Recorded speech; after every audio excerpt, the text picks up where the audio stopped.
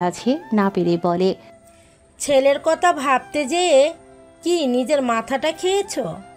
কাজের মেয়ের সাথে নিজের ছেলের সম্পর্ক করাবে তুমি? আরে ছেলেকে রাজপ্রাসাদ দিতে যদি কাজের মেয়ের সাথে মিলিয়ে দিতে হয় তাহলে সেই কাজের মেয়েই ভালো। বুঝেছি আমি। এই পাগলের অবস্থানে থাকতে থাকতে এক একজন পাগল হয়ে গেছে। আমিও কবে জানি পাগল হয়ে যাই। জেহের ওদের ফিস করে কথা বলা দেখে যেই ওদের দিকে এগোতে যাবে অমনি লিমন পদ আটকে বলে, ভাই সুস্থ হবে তাড়াতাড়ি, মিষ্টি মুখ করাবি না দোস্ত? জেহের চোখে মুখে বিরক্তি প্রকাশ করে। কোনো কথা না বলে পাশ কেটে বসে পড়ে জুনায়েদ সওদাগরের পাশে। জুনায়েদ সওদাগর জেহেরের কাজ ঘেঁষে বসে বলে, ট্রাক রেডি, ওরা নিজ দায়িত্বে স্বর্ণমুদ্রা নিয়ে যাবে, তুমি ওখানে থাকবে। প্রত্যেকটা ট্রাক ভালোভাবে দেখে তারপর ছাড়বে, ওরা যেন পুলিশের হাতে ধরা না পড়ে, শহরের দিকে চলে যেতে পারে। ঠোঁটটা প্রসারিত করে জেহের বলে, ঠিক আছে বড় বাবা। লিমন একভাবে তাকিয়ে আছে জেহের ও জুনায়েদ সওদাগরের দিকে। কি বলছে শুনতে পারছে না, কিন্তু বোঝার চেষ্টায় আছে, মনে মনে ভাবছে, কোনো রকমে আজকের স্বর্ণ পাচারের এরা দায়ী না তো? রাতে খাবার খেয়ে সবাই এখন ঘুমে আচ্ছন্ন। ঘুম আসে না শুধু ফালাকের চোখে, আর তার কারণে ঘুমোতে পারছে না রোহিণী। ফালাক কিছুক্ষণ পরপর বিরক্ত করছে তাকে। সবুজ রঙের ড্রিম লাইটের আলোতে কাঁথাটা শরীরের অর্ধেক অংশ পর্যন্ত ঢেকে রাখা, পাশে এসে থাকা সত্ত্বেও বন্ধ করে রাখা।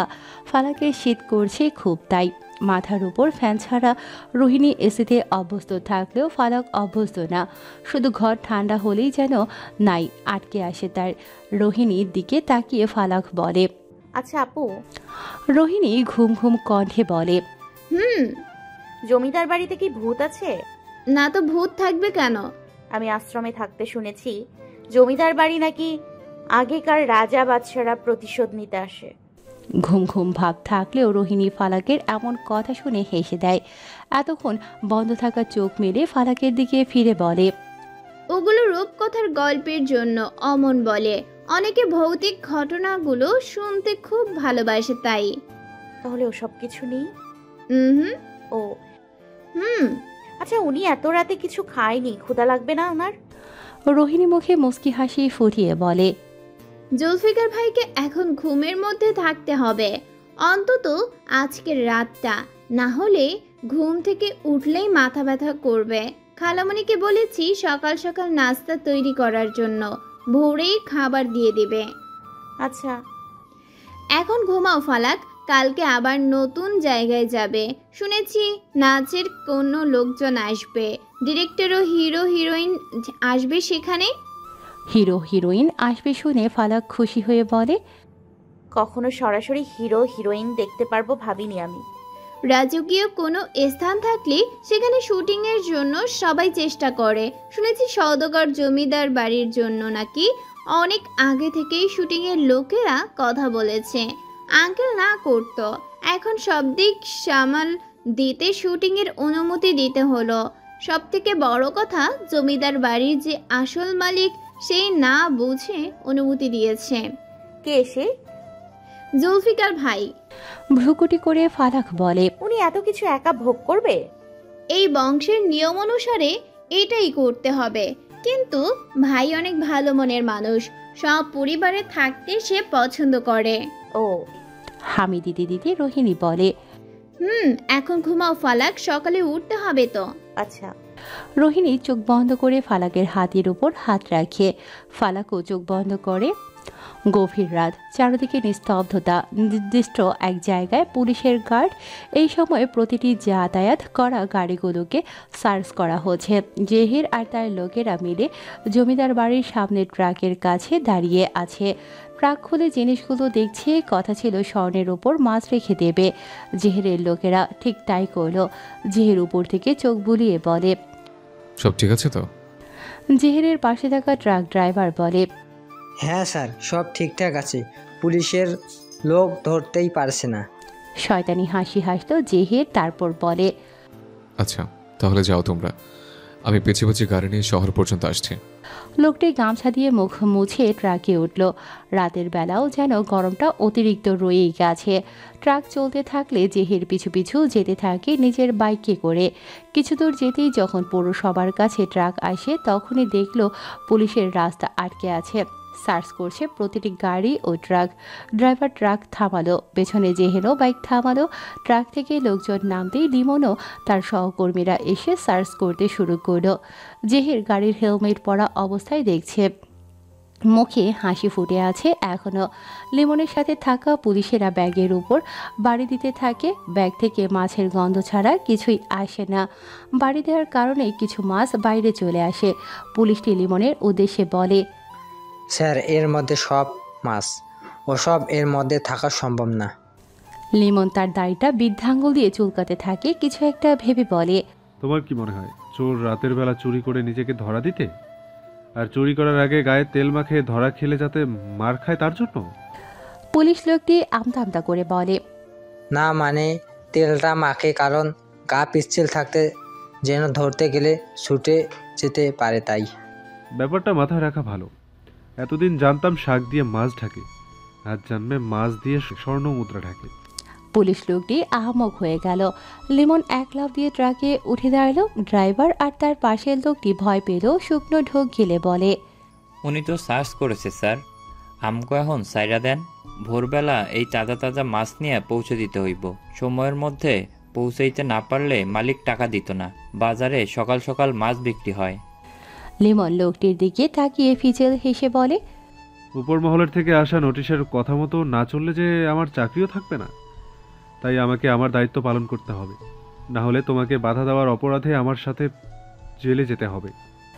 লিমনের কথাগুলো শুনতে পাচ্ছে জেহের, কারণ তার কানে ব্লুটুথ, যেটা ট্রাক ড্রাইভারের কানে সংযুক্ত আছে, আর মাথার গামছা দিয়ে ওটা ঢেকে রাখা। জেহের লিমনের কথাগুলো শুনে বাইকের সামনে ঘুষি মারে, এই ধরা পড়ে যাবে তারা, আর সব স্বর্ণ হাতছাড়া হয়ে যাবে।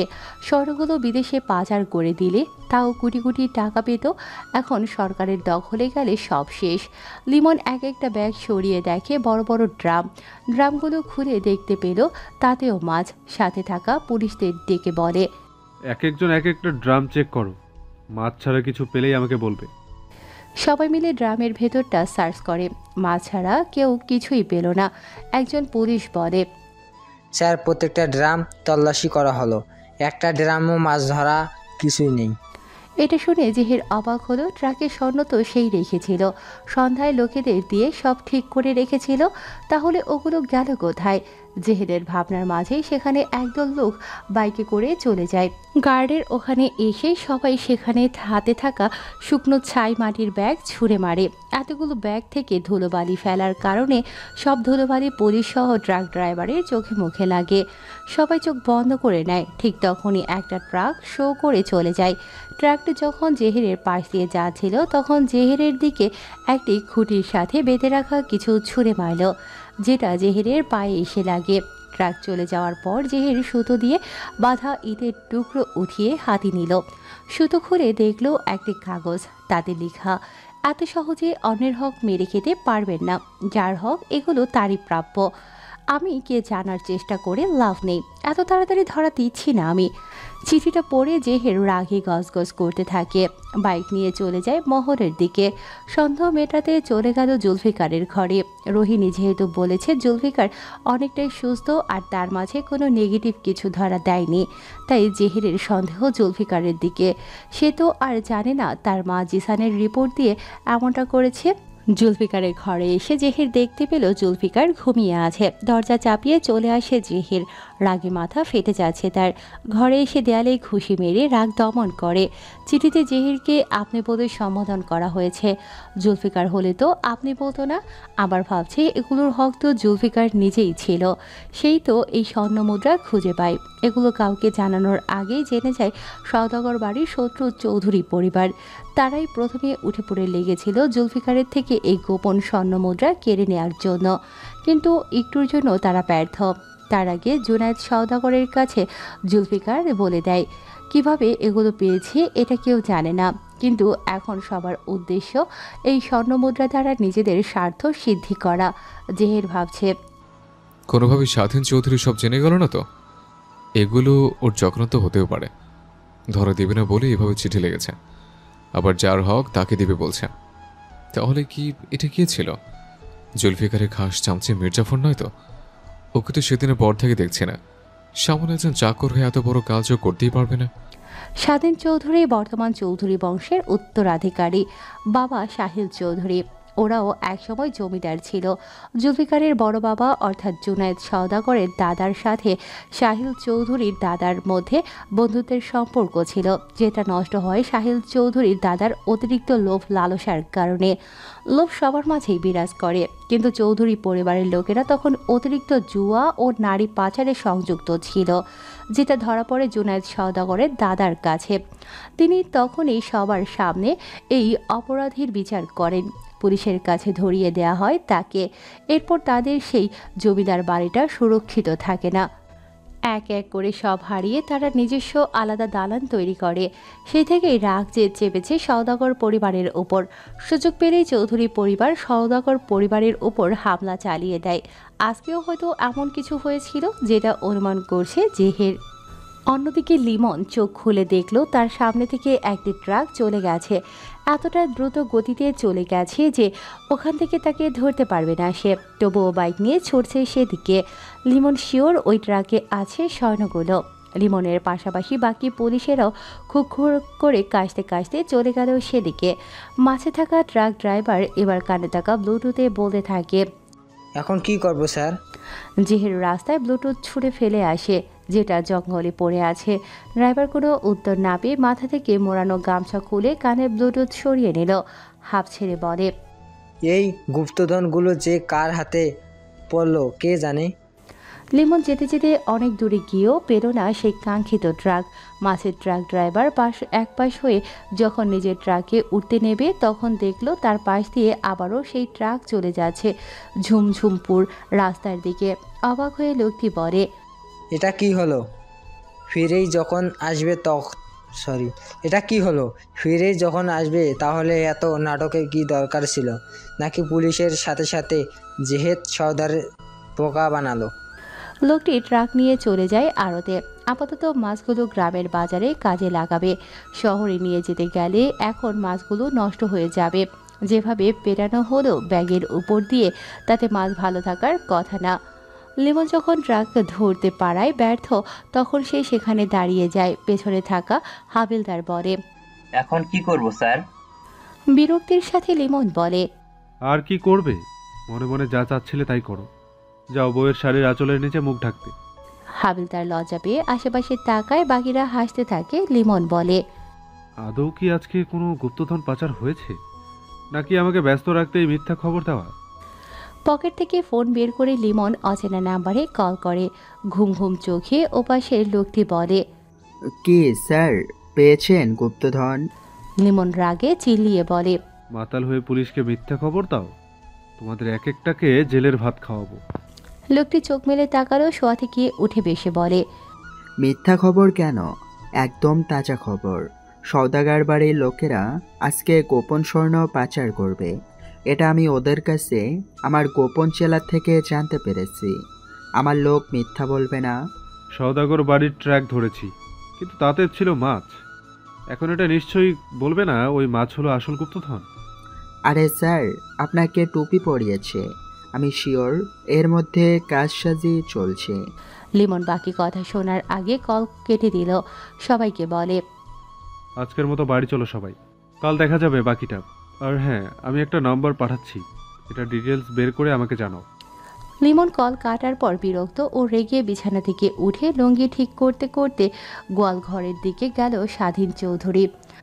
সেখানে তার দুজন চেলাপেলা মদ খেয়ে বুধ হয়ে আছে। সজরে এক লাথি মেরে জাগিয়ে দিল তাদের। তারা ধরফরাতেই স্বাধীন চৌধুরী বলে, শুয়োরের বাচ্চা, পুলিশ কোনো গুপ্তধন খুঁজে পায়নি কেন? একজন লোক মাতাল অবস্থায় বলে, আমরা কিভাবে জানবো? যতটুকু সময় আড়ালে ছিলাম তার মধ্যে আমি জুনায়েদ সওদাগর আর জেহের সওদাগরের আলাপ শুনছিলাম। বিকেলের দিকে আমি ওদের কথা শুনে শিওর হলাম যে ওরা স্বর্ণ পাচার করতে চায়। স্বাধীন চৌধুরী গোয়ালঘরের মাটির দেয়ালে দিল আরেক লাথি। রাগে গজ গজ করতে করতে বলে, কাল ওরা জমিদার বাড়িতে যাবে। ওদের জন্য আমাদের জমিদার বাড়ি পোড়ানো হয়েছিল। এখন যেন ওরা জমিদার বাড়িতে যেতে না পারে। ওই জমিদার বাড়িতেই যেন ওদের লাশ যায়, সেই ব্যবস্থা কর। আচ্ছা ঠিক আছে। স্বাধীন চৌধুরী এবার ভয়ঙ্কর হাসি দিল। কালকে সবগুলোকে একসাথে মেরে ফেলবে। টুকটুক করে এক একটা চাল চেলেও ব্যর্থ হয়ে যাচ্ছে। এখন একসাথে সব কটাকে শেষ করে দেবে। পুরো প্রতিশোধ এখন নেবে। সওদাগর মহলের লোকের জন্য তাদের যা যা হারাতে হচ্ছে বা হয়েছিল সব কিছুর বদলা কাল নেবে। সকালের দিকে জুনায়েদ সওদাগর আর জেহির এক ঘরে বসে আলোচনা করছে। জেহিরের মুখ থেকে সবকিছু শুনে জুনায়েদ সওদাগর চিন্তায় পড়লেন। এতগুলো গুপ্তধন কোথায় যেতে পারে ভাবছেন। এর মাঝেই তার ফোনে কল আসে। রিসিভ করতেই ওপাশ থেকে বলে, আপনাদের জমিদার বাড়িটি নতুন করে মেরামত হয়েছে। কাল রং করছিল কিছু কিছু জায়গায়। আপনারা সন্ধ্যার দিকে রওনা দিবেন।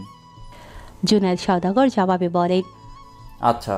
ফোন রাখতেই জেহিরের উদ্দেশ্যে বলেন, আমরা সন্ধ্যার পর রওনা দেব, সবাইকে তৈরি থাকতে বলো। জেহির বিষণ্ণ মনে বলে, আচ্ছা বড় বাবা। জুনায়েদ সওদাগর নিজেও মনমরা হয়ে বসে আছেন। ছেলের আমানত ধরে রাখতে পারলেন না তিনি। ভেবেছিলেন শেষ ভরসা হিসেবে জেহির তাকে সাহায্য করতে পারবে। তিনি তো আর জানেন না জেহির তার জীবনের আরেকটা বিষ। জেহির চলে যেতেই নিজ মনে সান্ত্বনা দিতে থাকেন, যেটা হয় ভালোর জন্য হয়। ভোরবেলা ঘুম থেকে উঠেছিল জুলফিকার। রুবাইদা তাকে তখনই কিছু খাইয়ে দেয়। এখন রুবাইদা জুলফিকারের ঘরে এসেছে জুলফিকারের ব্যাগ প্যাক করার জন্য। জুলফিকার ব্যাগ প্যাক করতে দেখে নরম কণ্ঠে বলে, আমরা কোথায় যাচ্ছি? রুবাইদা পাঞ্জাবিগুলো আয়রন করে দিল। জুলফিকারের দিকে তাকিয়ে বলে, আমাদের আরও একটা বাড়ি আছে, সেখানে আমরা এখন আর থাকি না। আজ ওই বাড়িতে যাচ্ছি। ও। রুবাইদা ছেলের চোখে মুখের দিকে তাকিয়ে আছে। এই তো মাস কয়েক আগেও ছেলে তার কত হাসি খুশি আর সুস্থ ছিল। আর একটা আদেশেই সবার চলাচল ছিল। বাড়ির বড় ছেলে হওয়ার জন্য জুলফিকারের দাপট বেশি। সেই সাথে জুলফিকার সবসময় সত্য ও ন্যায়ের পক্ষে কথা বলে। এর জন্য এলাকার সমস্ত লোকেরা জুলফিকারকে ভালোবাসে। জুলফিকার হারমোনিকা নিয়ে চলে গেল ছাদে। রুবাইদা দেখেও নিজের কাজে ব্যস্ত থাকে। ছাদে এসে জুলফিকার হারমোনিকা বাজাতে থাকে। রোহিণী আর তামান্না রূপচর্চা করতে ব্যস্ত। আজকে সেলিব্রিটিদের সাথে সাক্ষাৎ করবে। এটার জন্যই দুজনে আরও বেশি উত্তেজিত। ফালাক একটু আগে ভেজানো ডাল আর চাল বেটে মুখে মেখেছিল, তাই এখন আর কিছুই লাগাতে চায় না। রুবাইদা বারণ করেছে। ফালাকের গালে হাত রেখে বলেছিল, আমার মিষ্টিমা এমনিতেই সুন্দরী, এত ফর্সা মুখশ্রীর মেয়েকে আবার এত কিছু মাখা লাগে নাকি? এমনি লোকেরা নজর দেয়, এবার তো উঠিয়ে নিয়ে যাবে। ফালাক লজ্জা পায়। রোহিণী হেসে দেয়। মর্জিনা এখন বই পড়ছে। ওর এসব রূপচর্চা ভালো লাগে না। রুবাইদা বলে দিয়েছে, ওই বাড়িতে যেয়ে তো আর বইয়ের কথা মনে রাখবি না, তাই এখন একটু পড়ে নে, সামনে পরীক্ষা তোর। ফালাক এখন জানালা দিয়ে বাইরে জঙ্গল দেখছে। জঙ্গলের বড় বড় গাছগুলো নড়ছে, যার জন্য শীতল হাওয়া চারপাশে ছড়িয়ে যাচ্ছে। মেঘের আবছা করুণ সাদা মেঘ, তাও চারপাশে প্রকৃতি কালো হয়ে এসেছে। এখনই আকাশের গা থেকে পানি ঝরবে। হারমোনিকা শব্দ ভেসে আসে ফালাকের কানে। শুধু ফালাক না, রোহিণী ও তামান্নার কানেও আসে। ফালাকের ইচ্ছে করছে এক ছুটে নিজ চোখে হারমোনিকা বাজানোর দেখতে। কেন জানেন না, জুলফিকারের এই হারমোনিকা বাজানোটা ফালাকের কাছে নেশার মতো লাগে। ফালাক স্থির থাকতে পারে না, ছুটে চলে যেতে চায় জুলফিকারের কাছে। ঠিক তাই করল। থাকলো না সেখানে, দৌড়ে চলে গেল শব্দের গতি বুঝে। দৌড়ে সিঁড়ি বেয়ে উপরে যেয়ে ছাদের কাছে আসে। জুলফিকার ছাদের এক কোনায় দাঁড়িয়ে আছে। ফালাক জুলফিকারের পেছন থেকে বেশ খানিক দূরে দাঁড়িয়ে আছে। জুলফিকার এখনও হারমোনিকা বাজাতে থাকে। ফালাক তাকিয়ে আছে মোহিত নয়নে। ঠোঁটে ঝুলছে মিষ্টি হাসি। আজকে ফালাক চিলেকোঠার ঘরের দিকে তাকালো। পায়রাগুলো আজ নেই এখানে। ওগুলো এখন ছাদে থাকা অন্যান্য জায়গায় ছোটাছুটি করছে। ছাদে থাকা খুদ টুকটুক করে খাচ্ছে ওরা। কিছুক্ষণ হারমোনিকা বাজিয়ে জুলফিকার থামলো। পেছনে না ঘুরেই বলে, তুই এসেছিস বউ? ফালাক কিছু বলে না। এখন তার কাছে অভ্যাসের মতো লাগছে এই বউ শব্দটা। ফালাক উত্তর দেয় না বলে জুলফিকার পেছনে ফিরে তাকালো। দেখতে পেল ফালাক হাসি হাসি মুখ করে তার দিকেই তাকিয়ে আছে। জুলফিকার ফালাকের কাছে ধীর পায়ে এগিয়ে আসে। ফালাকের দুকাতে ঝাঁকিয়ে বলে, এই বউ। ফালাকের হুঁশ ফেল। জুলফিকার বলে ওঠে, তোর মন কোথায়?